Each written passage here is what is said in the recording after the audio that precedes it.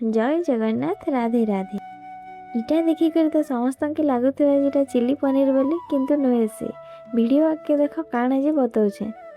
आपणकर पाखे जदि आलू और कैप्सिकम अच्छे तो 10 मिनिट रे पूरा झटपट और एते टेस्टी खानाटे बनी जाइए जे नहीं कहन। पहला मुझे आलू के छोट छोट कर काटिक गोल्डन ब्राउन हबार तक टिके फ्राए करदेली। तारपर से तेल रे प्याज भी टिके टिके लाल लाल हबार तक भाजीदेली। यहाँ दिखाई मैजिक टचटा जेनटा कि कैप्सिकम टा ई रेसिपी रे तार टेस्टा के पूरा बढ़े देसी।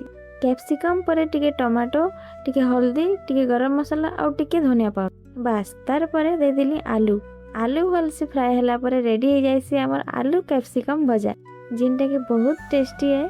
और समस्ते ये इजी रेसिपी के थरे थरे ट्राए करवार कथा। पूरा चिली पनीर रो लुक आसुचे नहीं।